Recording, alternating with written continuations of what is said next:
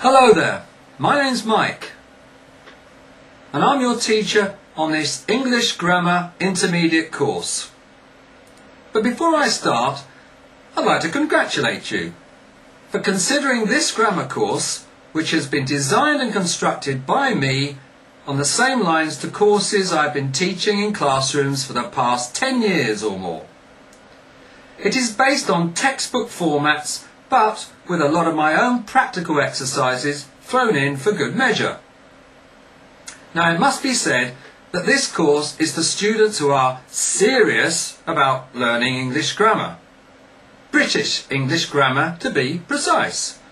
The course is not for the faint-hearted or for would-be students who have a tendency to quickly lose interest in anything that seems difficult or challenging for them. Have I put you off yet? Well, I hope not, because I should also tell you that the course is explained by me in simple English, no jargon and not too many technical terms either. How's that for a service? So, for those of you who really want to get to grips with English grammar, this is the course for you. So, let's have a look at Lesson 1. Lesson 1 concentrates on auxiliary verbs.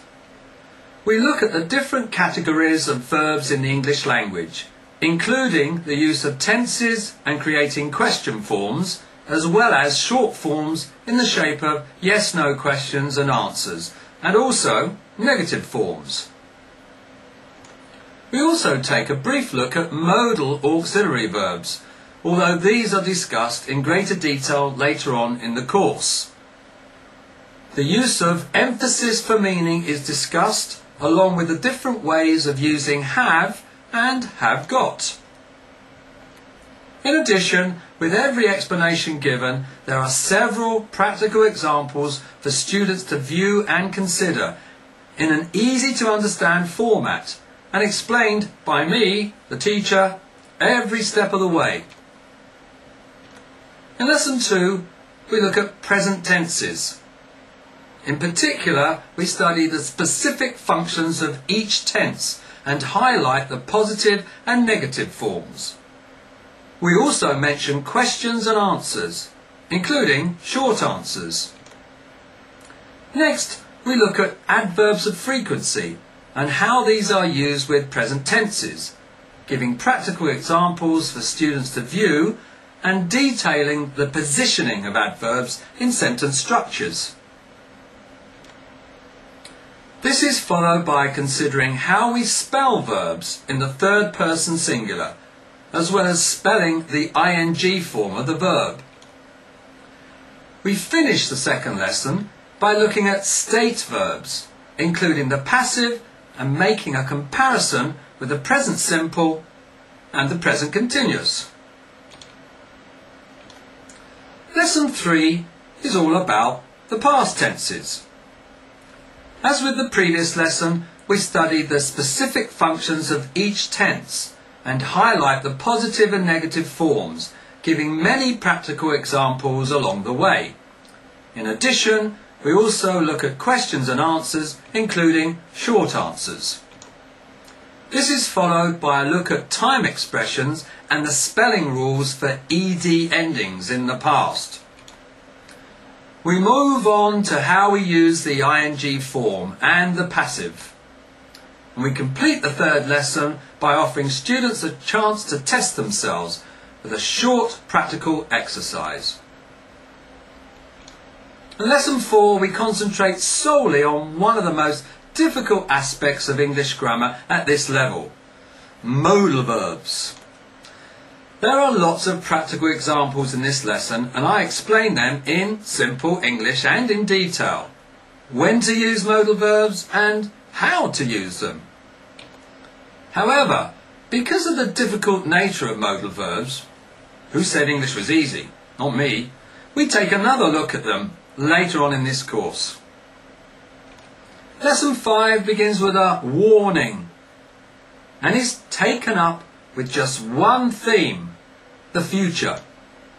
The lesson then goes on to explain in detail why English is said to have no future tense.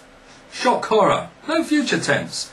Consequently, the lesson consists of detailing several explanations which highlight the different forms we use for expressing the future, including positive, negative and question aspects, and giving several practical examples along the way. In Lesson 6, we study the present perfect, making comparisons with the present simple and the past simple.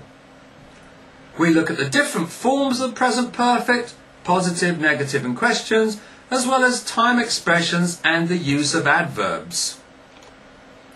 Lesson 6 is peppered, now there's a good word, peppered like salt and pepper, peppered with practical examples, and is completed with a brief look at been and gone, and once again a chance to test yourself. On to Lesson 7, which is all about the present perfect continuous. Now, I would normally link the present perfect continuous in the same lesson as the present perfect, but the present perfect has many aspects that students sometimes confuse with the present simple and the past simple. Confused? Yeah, it can be confusing, as I said earlier. English isn't easy, and I certainly didn't say it was. However, Lesson 7 details the various forms of the tense, similar to previous lessons. So we look at the positive, negative and question forms, as well as how we use the present perfect continuous in practical exercises, finishing with making comparisons with the present perfect simple. Lesson 8 is dedicated to one specific aspect of English grammar, and once again another function which causes all sorts of problems, headaches for students. I'm talking about phrasal verbs. We look at how we form phrasal verbs and the different types of phrasal verbs, of which there are 4 in total. But a word of advice here. By the end of Lesson 8, I'm not saying that you will know everything about phrasal verbs, but it should set you on your way to a much better understanding of what phrasal verbs are all about. In Lesson 9, conditionals is the topic. With risk of repeating myself, this is another area of grammar which can cause students of the English language considerable problems. With this in mind, this lesson outlines several practical examples and details the various uses of conditionals. Lesson 10 covers 3 topics. First, we look at how we use like as a verb and as a preposition, giving examples along the way. Next, we take a brief look at the word how and how it is used. Finally, we concentrate on question tags, used to great lengths in spoken English, but how, when and why do we use them? This lesson explains all. Moving on to the penultimate lesson. Now there really is a good word, penultimate. Penultimate, it means the one before last, in case you didn't know. So moving on to the one before last lesson, lesson 11. Aha! You thought you had escaped them, but I warned you earlier that we would return to them later on. What am I talking about? Why, modal verbs, of course. However, this lesson looks at modal verbs and their relationship with time clauses and relative clauses, giving lots of practical demonstrations as always. And so, to the final lesson, lesson 12. Have I saved the best to last? Well, not really, unless you think the best aspect of English grammar is reported speech, because that's what we are going to talk about in the last lesson. So we look at direct speech and indirect speech and their relationships with the tenses, giving lots and lots of practical exercises for you to study and reflect on. Finally, it is hoped and expected that by the end of this course you will have developed a sound understanding of English grammar usage, allowing you perhaps to move on to a higher level of English study. whilst at the same time giving you the tools and confidence to use English in many practical ways. Good luck, and I hope to see you on one of my other courses. Bye for now.